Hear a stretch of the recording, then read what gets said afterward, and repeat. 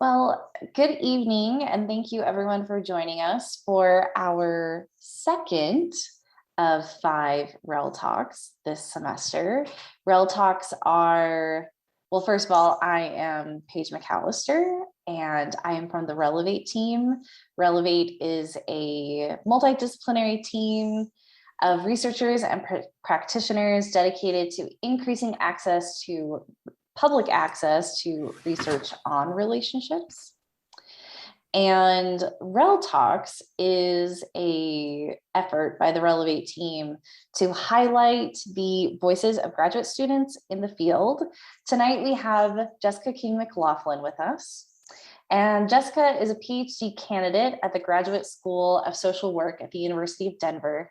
She is a licensed clinical social worker and has worked as an in-home therapist and in community mental health with children and families, and most recently as a medical social worker in a hospital setting. Presently, Jessica is an assistant researcher with the Paul Freeman Financial Security Program in the Noble Institute for Healthy Aging. Jessica's clinical work with multi-generational families motivates her research interests in dementia, financial well-being across the lifespan, informal working caregivers, and workforce policy implications for caregiver burden, and inspired 2 published op-eds in the Colorado Sun newspaper. Outside of work, Jessica enjoys spending her free time with her partner, Gordon, running and hiking outside in Colorado's mountains and cooking. So we will turn it over to Jessica. And for those of you that have joined later, just remind you to keep your sound and your video off through the presentation. Thank you so much, Paige. So most people here, for those who don't know me, I'm Jessica. I use she, her, and hers pronouns. And so today, let me share my presentation. So today, what I will be talking to you about is working female informal caregivers during the pandemic and some opportunities for workplace policy reform. This is research I'm doing for my dissertation, and so I've been fully immersed in it for the past few months, and I'm excited to share this research with you. So first, I always like to start off by defining what exactly it is I'm talking about when I say informal caregivers. So informal caregiving is the work that both relatives and non-relatives do to provide unpaid care to older adults. Caregiving can encompass a broad array of activities, such as help with household tasks like shopping, grocery shopping, laundry, preparing meals, as well as personal, what we call activities of daily living. So personal care tasks like helping get dressed, bathing, helping with toileting, even helping feed sometimes, and also can include things like transportation, driving people to and from appointments, financial management, so serving as a power of attorney, and in other legal matters and things like that. So really can encompass a broad array of activities. So caregiving is not just defined as one specific thing, but rather a whole array of activities that we do to care for others in our lives. Just to throw a few numbers at you, about 2/3 of adults over the age of 65 who live in the community receive help from informal caregivers. Approximately 41.3 million individuals or adults in the US, which is about 12% of the US population, are caregivers for adults over the age of 50, which is specifically what I'm talking about. So why did I get into this work? So I got into this work for a few reasons. So professionally, I was a social worker, as Paige mentioned, at a hospital. And what I realized is that social work in a hospital setting is really social work with families, and it's with caregivers. So oftentimes I would meet with families who had just been thrust into the role of becoming a caregiver literally overnight. You know, an acute medical event had happened, and the lives for both themselves and the patient and the care recipient, who I'll refer to as care recipient, changed literally overnight. And caregiving really became something that they hadn't maybe thought about or conceptualized before. And it was this whole new role they were taking on. Caregiving has also been in my family personally, which are some of the pictures you see here. So on the left, there is a picture of my grandmother, who I called Yaya. And when I started my PhD program, I was fortunate to have 2 living grandparents who are on this slide. So on the left is Yaya, who was my maternal grandmother, and she died in June 2019 at the age of 97. And on the right is a picture of my paternal grandfather, who died in January 2020 at the age of 95. They're pictured here with my parents, their children, my dad and my mom, and one of their grandchildren, my sister, and their great-grandchildren. So clearly left quite a prolific legacy when they did die. And towards the end of their lives, about the last 10 years of their lives, they required care to some degree. And it became greater as they became older and their care needs became greater. But they required some care and assistance in a way that I refer to with those previous caregiving activities I referred to. So I was able to witness caregiving firsthand. It was mostly my siblings and my parents providing this care. One, I lived across the country in Colorado, where I live now, and just due to age and other factors, it was mostly my siblings and my parents. So I was a witness to caregiving firsthand and seeing what my parents went through and my siblings went through to take care of them. All right, so who is your typical caregiver? Well, as I said, caregiving can literally happen to anyone overnight after an emergency medical event, an acute medical event. So there really is no typical caregiver, but in terms of numbers, I'll talk to you a little bit about that. So 61% of all caregivers are women. They range in age from 18 all the way up until basically 100 plus. But the average age is 49 years old, and 82% of caregivers fall between the ages of 18 to 64. Now, I highlight those ages specifically because 64, as most of you may know, 64 is right before the Medicare retirement age, where we become eligible for retirement and Medicare at 65. So 82% of caregivers being 18 to 64 means that most of these caregivers will probably work at some time or are working. And lo and behold, 60% of all caregivers are employed full-time, with an additional 15% working at least 30 hours per week. So about 75% of caregivers work at least 30 hours per week. So I am particularly interested in this group of caregivers who do work for pay outside of their caregiving duties. Caregivers can be in any career field. They can be professional caregivers. And when I say professional caregivers, I'm referring to people, healthcare workers. So people like physicians, nurses, social workers, home health aides, nursing assistants. They can be those professional caregivers, but they also can work in literally any other field you can imagine. As I started to do this research, I talked to professors at my university, and many of them came out of the woodwork as I was doing the research, and as tends to happen when you research an area, and said, you know what, I'm a caregiver too. I'm a caregiver for my mom. I'm a caregiver for my sister. I'm a caregiver for a variety of loved ones in their lives. So it really is something that's ubiquitous. So getting into a little bit and talking about the care recipients themselves. So care recipients are basically the other side of the caregiving relationship. It's those who we provide care for, and I use that term care recipient to describe them. So 86% of all care recipients are ages 50 and older. So most of them are what I call older adults. So part of my research, and the reason I do this research, is wanting to combat ageism. So when I use the term older, some people may balk at that. Oof, age 50 and older, I'm considered an older adult. Well, one, my categories are very broad. As you'll see here, I have older adults as ages 50 plus, younger adults as ages 18 to 49, and then children are 0 to 17. But two, older is just a word that describes someone's age in comparison to others. It is a word that inherently has no value of itself. It's just the value that we put on certain words that perpetuates kind of this ageism. So it's really interesting. Those who have studied ageism and combating ageism a lot more than I have, did a research, they did a survey, and they asked people to rate, how would you assess the competency of someone who is described using the term senior, elder, senior citizen, older person, and older adult? And what they found was that older adult was the most favorable term. It was looked upon as those who were older adults were seen as the most competent, and had the most agency. And so that word has really become within the research circles as really the terms used for all of those who are older. So you will hear me refer to older adults commonly, and what I refer to when I say older adults for my research is those who are ages 50 plus. All right. So now that you've had some framing on who caregivers are and who the care recipients are, let's get in a little bit more into the details about the caregiving scenario. So some of the challenges and what I'm really interested in are the challenges and dilemmas involved in caregiving, especially during the pandemic. So a common term that's used to describe the negative impact that caregiving has on caregivers is caregiver burden.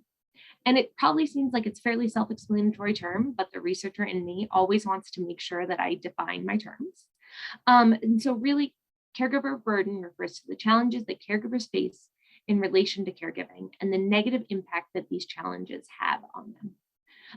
Caregiver burden has been linked to negative outcomes, such as negative mental and physical health outcomes, and can have really detrimental effects on caregivers.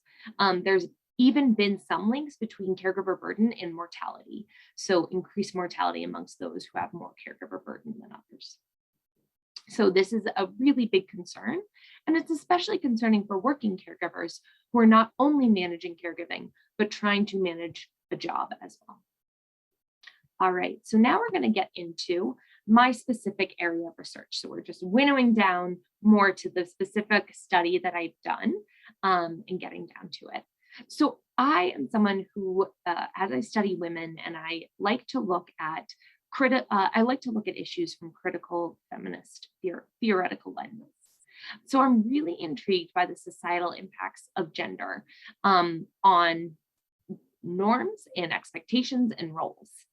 And so one of those critical feminist theories that I've brought into my research and I find highly fascinating is the theory of gendered organizations.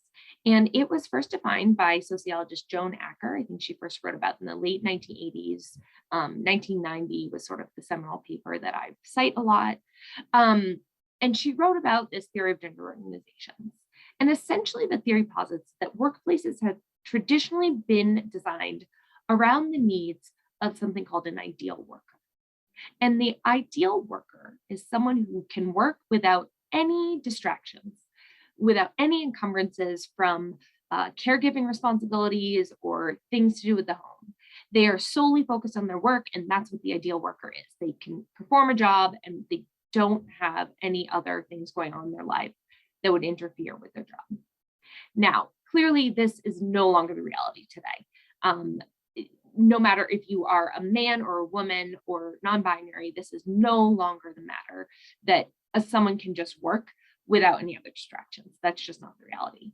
But the way I think of the theory of gendered organizations is that the ideal worker has often been looked upon as a man, because what has traditionally been seen is that men are the breadwinners. They're the workers. They're the ones who leave the home to go out and earn a paycheck and bring home money. And that is their sole job in a family, in sort of the family ecosystem. However, that's not reality at all. Now, almost half of the workforce is women. And so obviously we know that that is no longer the case.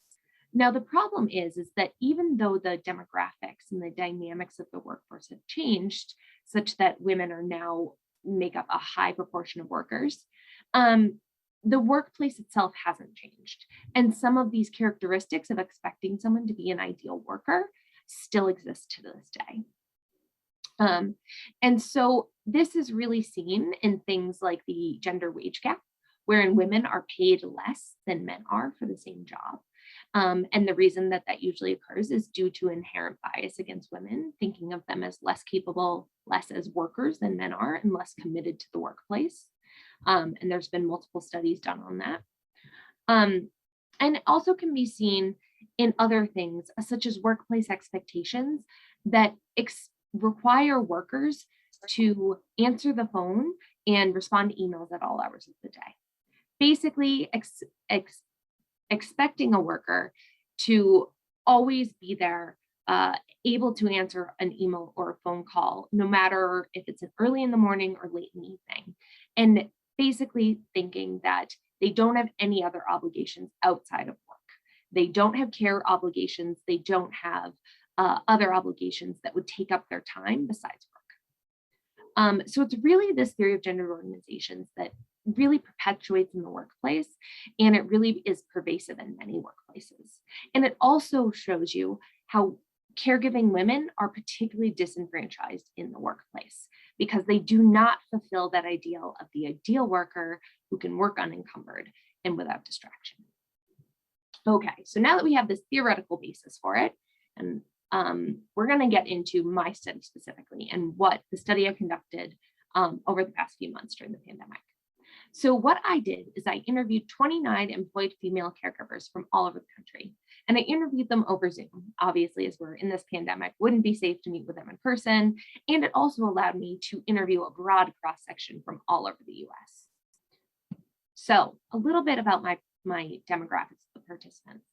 So the average age was 53. So if you recall, the average age in that AARP survey or demographics of caregivers was 49. So I was pretty close to the average age of a caregiver.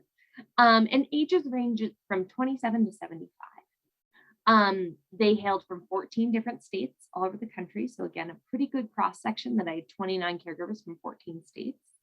And racially, the racial categories you see here are what they identified themselves as. So 22 were white, 4 were Asian, 1 African American, 1 white and Native American, 1 white and of Hispanic ethnicity, and 1 who didn't identify her race but was of Hispanic ethnicity. 5 were immigrants to the United States, which I found really interesting. And 72%, it was a very highly educated group, 72% held at least a bachelor's degree, if not an additional higher degree. Work hours ranged from less than 20 a week to 60 plus hours a week. And so 1 person worked less than 20 hours, 2 worked greater than that 60 plus hours, 62%, the bulk of them worked between 31 to 50 hours. And they worked in a variety of companies. So 10 worked at universities. They worked in a variety of roles at universities. Some were professors, some worked administrative roles, some worked on grants. And then an additional, I think if I add those all up real quickly, I think that's 7 worked for-profit companies. So 2 worked for pharmaceutical companies, 1 worked for a bank, 1 worked in a grocery store, 1 worked for a law firm, 1 worked for a retail company, 1 worked in tech. 7 of them worked for nonprofits of varying sizes, large and small nonprofits. 3 were self-employed, and 2 I sort of categorized as other, which was 1 worked in the military and 1 worked in private K-12 education. So again, a variety of companies, which is also a type of companies, which is also one that I wanted as well, because I wanted to ensure that I was not just capturing the experiences of caregivers who worked in just one profession. So moving on to the findings, what were the salient important findings that I found out? So unsurprisingly, one of the main findings is that the pandemic made caregiving and working more difficult in many ways. Some caregivers did mention positive aspects of it, such as the ability to slow down and spend more time with their care recipient. But the overall sentiment was that the pandemic had made life harder, as it did for most of us. So I really wanted to initially focus on the emotional experiences of caregivers during the pandemic, because that gets at that caregiver burden I was talking about earlier. And so I wanted to look at that and really tap into those emotions there. So some of the main emotions that rose were those of worry and concern. 2 example quotes from my participants were, when COVID came along, my brother and I were feeling very worried about having different people come into our households with the virus and didn't want mom to have any exposure, as little exposure as possible. So very worried about the coronavirus, their care recipient getting COVID, and especially because many of them were immunocompromised, they were older adults, which we know are at higher risk. So they're really concerned about their care recipient contracting the virus. Another one, quote from another caregiver was, if we get a package from Amazon, my father was racing to the door, and I would have to jump up, throw off my headphones, say, no, don't answer the door, let them leave the package. I told him so many times, but he would still do it. So I'm like in this heightened state of alert. So she constantly felt like, even though she was trying to work, the reason she had headphones on is she was working. she also sort of had to be alert and attuned to what was going on with her dad because she was so worried and concerned for him. Another emotion that was commonly expressed was anxiety about the future.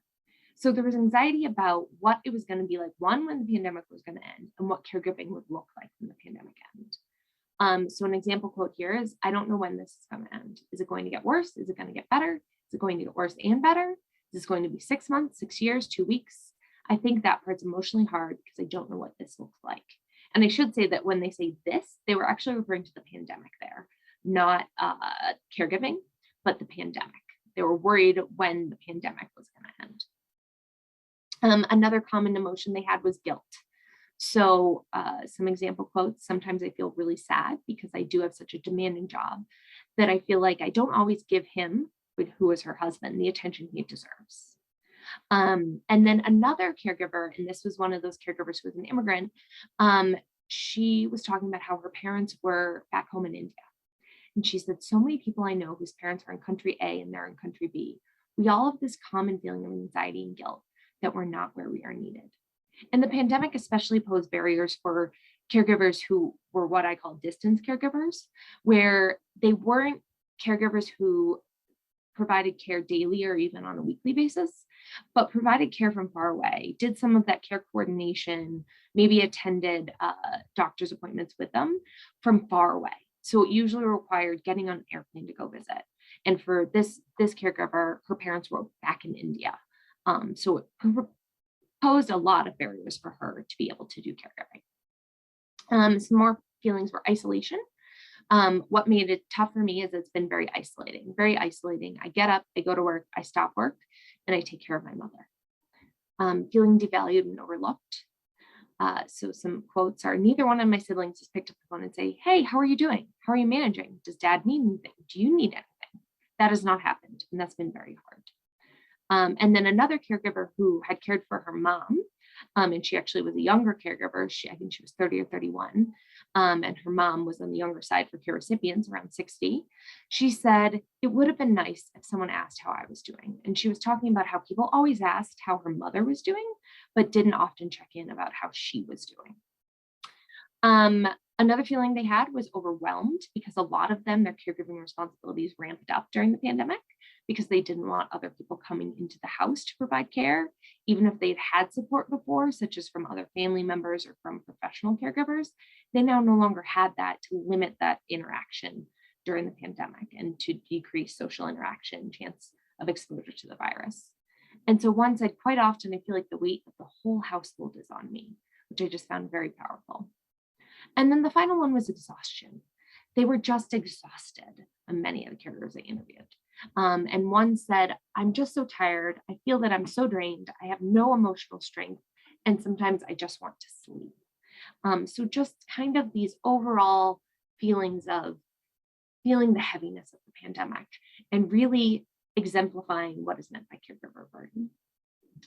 So along with all these emotions, I then wanted to get into more about their workplaces and how does your workplace support you while you're enduring caregiving and you're going through this and support you in helping hopefully alleviate caregiver burden.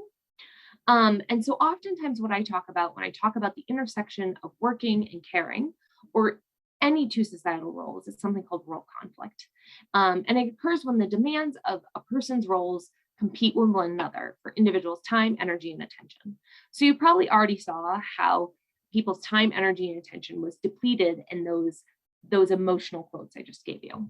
But I also wanted to emphasize from the other end about how role conflict came into play. And so one woman said, I'm making money, I'm contributing towards a retirement plan for my own future, but I'm not making as much as I could because I have all these caregiving responsibilities. Someone else said, sometimes I have to close my door when I'm working because he'll come in and ask a question, which is fine, but he's interrupting me while I'm working. So that conflict of caregiving responsibilities while trying to work. Then the overall overwhelming part of having a demanding job and not feeling like I've got this time or attention for my husband. So again, that role conflict of working versus caregiving and not having the time and attention for your loved one. And then finally, my ear is always listening to see, is he okay? What's he doing? It's like a constant worrying in the back of my mind. It's not like I can be 100% focused on work. So even if they were working, they couldn't 100% focus on work because of this role conflict of having to pay attention to their caregiver or think about them. All right, so moving on to workplace policies. What were the workplace policies that caregivers endorsed that were most helpful for them, and they really felt would behoove them? So first, for those that were pandemic specific, and some of these examples of these were things like continuing to pay employees even if they could not do their job remotely, and so giving them some more pay even if they couldn't work remotely. They had been asked to leave the workplace, couldn't work in person, but also couldn't work remotely, but continued to pay them. And then there was also other extra money that companies gave for something called caregiving time, and it was called, this one caregiver called it COVID pay, and it basically gave her money for caregiving. It was a pretty remarkable benefit that she knew was very abnormal, and she really highly endorsed the benefit, but it was a really interesting benefit that basically she was paid for caregiving, which normally she would have been working those hours, but she was providing care and she was paid for that.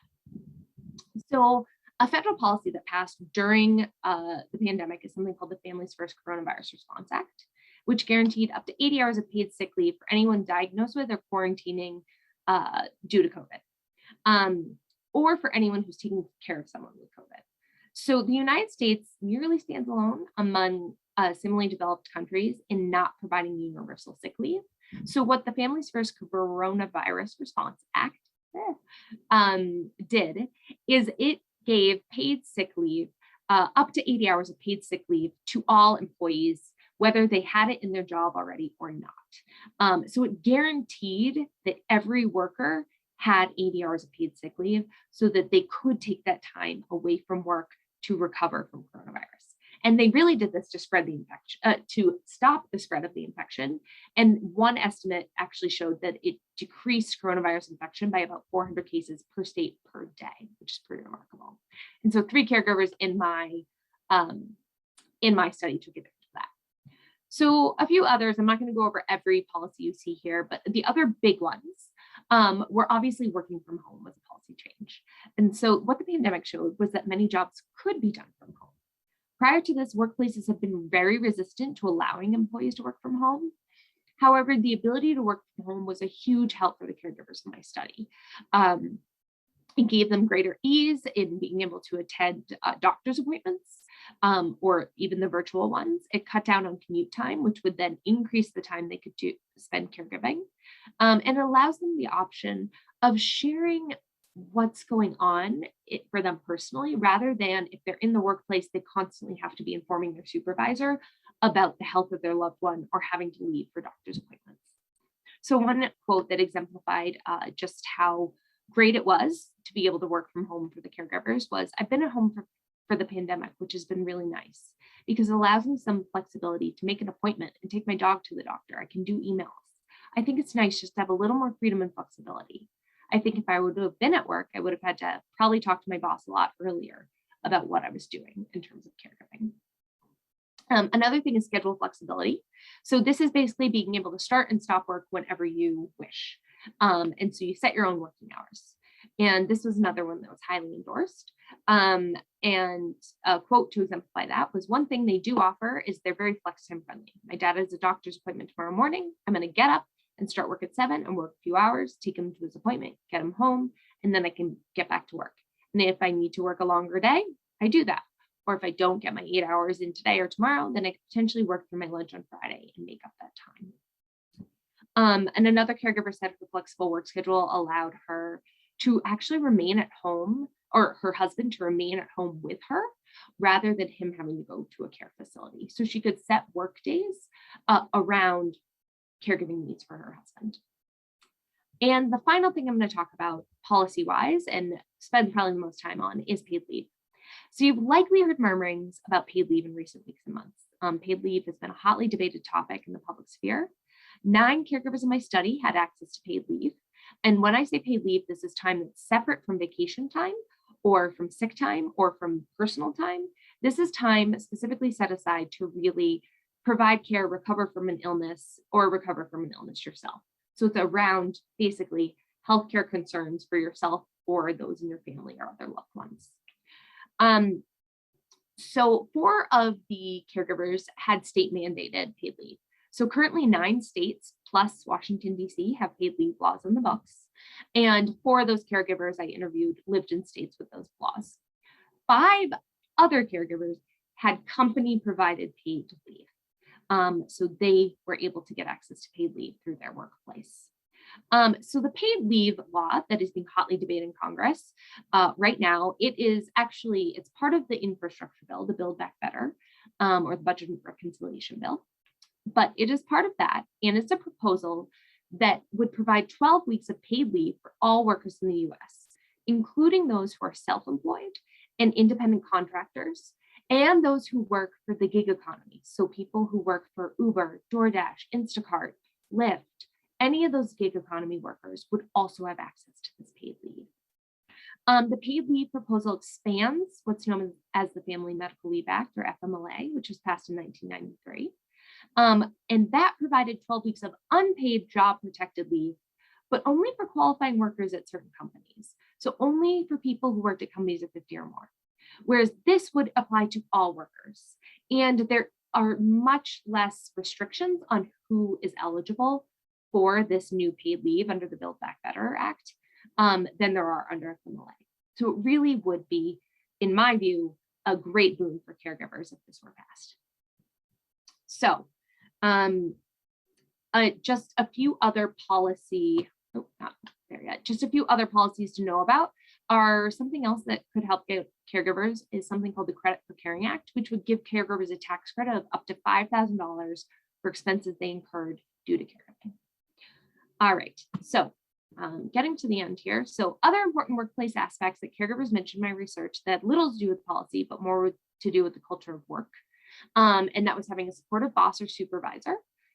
One example is my boss says, anything I've asked for, she's done. It really comes down to how your boss works with you or works against you. And the other is about workplace culture.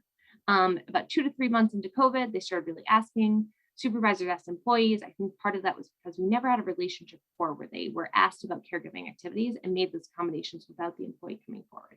So it's part of the company's ethos. Once we were a few months in and it was obvious that the world was different, became part of the supervisor's responsibility to talk to their employees about their experience with COVID and how is it impacting, or they estimated that it would impact their work.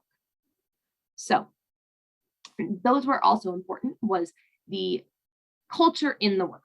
And that's sort of what I want to talk about finally. And that is, where do we go from here? What do we do with all this information I just shared? What are the takeaways from this? And so the first takeaway is create your own culture of care. And that can be really simple to do. It basically is talking about caregiving, doing what I'm doing. So 2 examples I have is just the other day, we recently moved within our same city, but we moved to a new neighborhood and we were meeting the neighbors. And many of the neighbors asked, hey, do you have kids? Which I found interesting, one, because of my research, but none of them asked, hey, do you have any family in the area? Because it was just interesting, as we always know when people have kids, but we rarely know when people might be taking care of an older loved one. And so an easy way to do this is to just ask that question of, hey, do you have any family that lives nearby? And that can key in the person, if they're comfortable talking about, you know what, yes, I do. My parents live nearby. My grandmother lives nearby. And I take care of her, a few days a week, or I live with her, I live with them. And so it really starts that conversation. Another neighbor I met, it came up, I didn't even ask about it, interestingly, but it came up that she took care of her mom and her mom lived nearby. And as soon as I said what I studied, she was thrilled to be able to talk more about caregiving because it wasn't something she got to talk about. And so the other thing you can do is, if in the workplace, especially if you're a manager, is specifically asking your employees, do you have any responsibilities that would be good for me to know about, care responsibilities, so I can better support you? So you're asking not to discriminate or hold a bias against them, but so that you're really asking so you can better support them in the work that they do and make sure you're accommodating their needs. And then finally, policy support. So I love this quote up here from one of my favorite authors, Mia Birdsong, who writes a lot about community building, and she sort of instigated my thoughts or inspired my thoughts on building this culture of care. She said, policy is a proxy for how we want to treat each other, a way for us to say what we think other human beings should have. For all our sakes, we need policies to reflect a better, kinder, more generous version of who we are.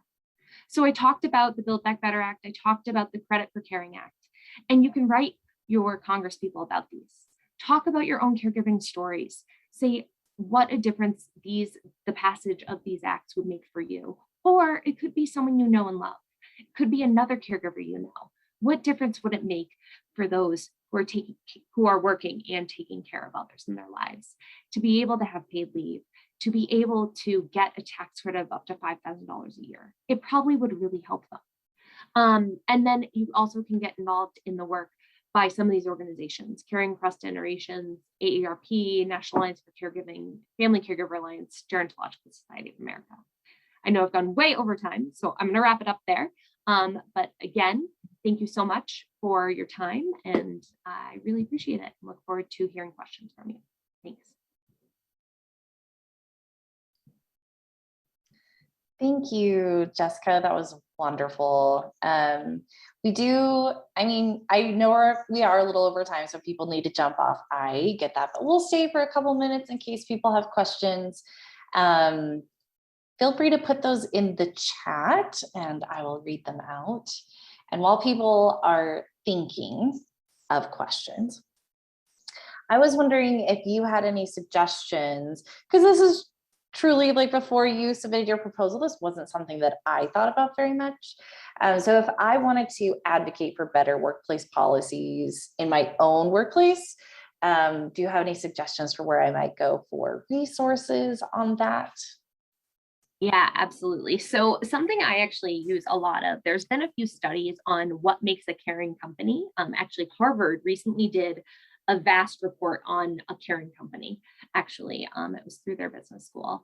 And so there's a few reports that I could definitely direct you to, but also just some general things are: one, it's even doing a survey and asking a boss to say, hey, could we just do a survey here and just see who has caregiving needs? Just to make sure that we're really getting the pulse of what our employees need here.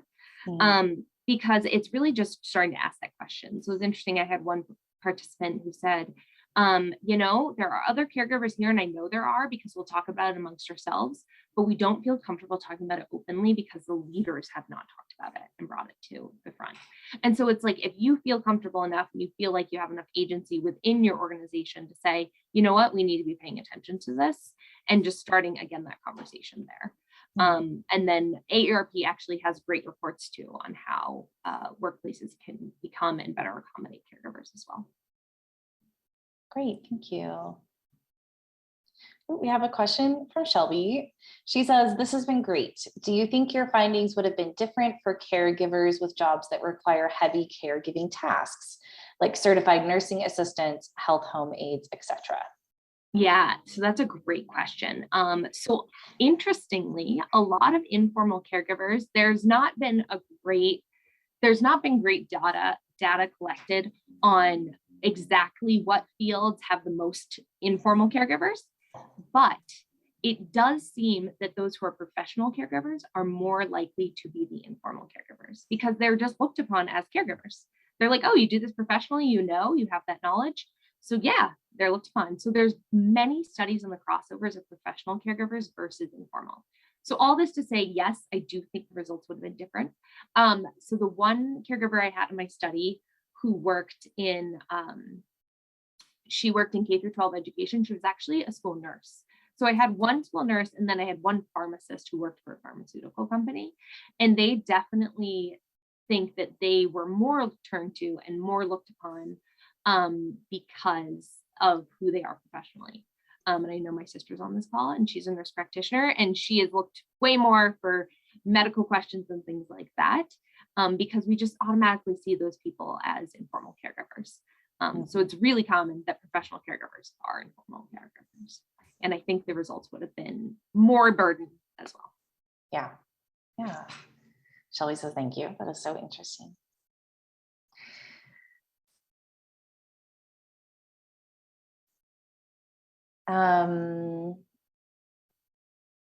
That's my sister comment. Gotcha. I figured. She says, but you're the professional on this one now. Yeah. Yeah. Oh, I'll give it a second. I'm lingering in case there's another question. While people are thinking, I just want to thank you all again for coming. This is a really important topic, very timely and relevant. I also want to remind you that we have more RelTalks this semester. Next week, Derek Morgan will be talking about the impact of COVID-19 on parents and how they've been coping.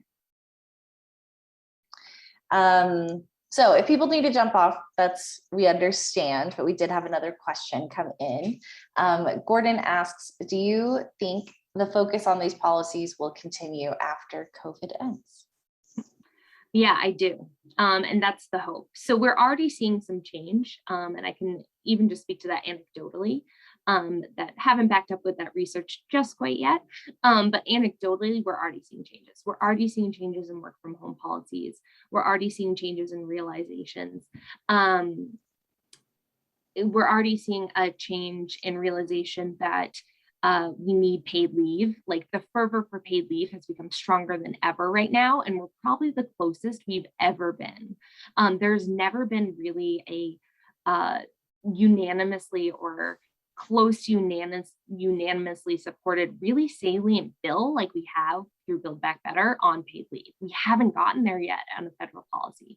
So definitely there's going to be a lot more momentum, which makes this really exciting area of research. Mm-hmm. And I think this will be our last question. Marcia asks, is there always a reliance on women to be caregivers versus men? Mm-hmm. And absolutely not. No, it should be broken down regardless of gender. We just are still stuck in this mindset where we see women as the natural carers. And often I actually had, again, a plethora of information on this, but I had another slide that we see women as these natural carers because they're the ones who birth children. And so we often see them that way, but we are also seeing progress in that. So actually the share of caregivers who are women has decreased over time. So we're going to continue to see more male caregivers, and that's going to be a burgeoning field as well. But any of these things, as we always say for any marginalized group, any of these things that help women will help men. So we're not excluding men from any of these policies. They're not female specific, women specific, any of them. They're regardless of gender. Yeah. Well, thank you so much. And thank you everyone for coming. Thank you. Have a great night.